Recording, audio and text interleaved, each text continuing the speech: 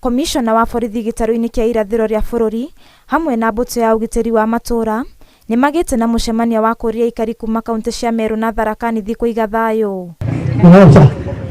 O nĩ thutha wa gũkorwo na haranio cia mĩhaka gatagatĩ-inĩ ga kaunti ici iria icũngĩrĩirie ũthũkangia wa indo. Jambo muhimu kwetu sasa ni kuishi kwa amani.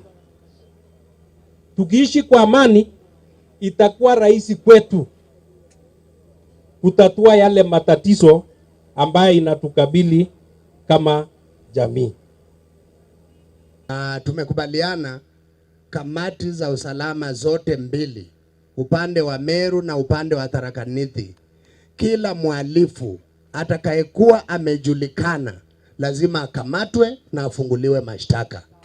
Atongoria wa ũgitĩri mwena ũyũ morĩtie aikari matige kuruhania na haro ici cia mũhaka-inĩ ĩndĩ metĩkĩre kũiga thayũ gũkũ wakĩũria aikari kwaga kũhithania arĩa mararehe ngũĩ. Nyinyi wananchi pia mna jukumu hapo. Nyinyi ndio huwa mnaficha hao wahalifu. Mnataka sisi tuwashike na nyinyi mmewaficha. Mnajua vizuri yule alifanya kitu fulani ni fulani. Mnajua mahali yuko lakini mmefunikia kabisa. Pili, wengine wenu hamtaki hawa officers kuja kushika hao watu. Hapo ndio kuna shida. Kwa hivyo lazima mtusaidie. Merĩire aikari atĩ thirikari ĩrĩhũthagĩra watho wa mĩhaka harĩ gũtuithania haranio ici iria ciyumĩragia mahinda kwa mahinda.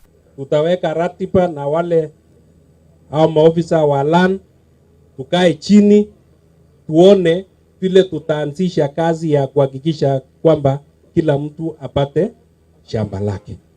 Na kwa sababu Regional Commissioner yuko hapa leo, tutamsikiza, tuelewe communication ya serikali na vile serikali inataka kutatua, lakini la muhimu ni tusaidiane. Ngĩribotera Inooro TV, njĩtagwo Wanjirũ wa Marũbũ. Haya sisi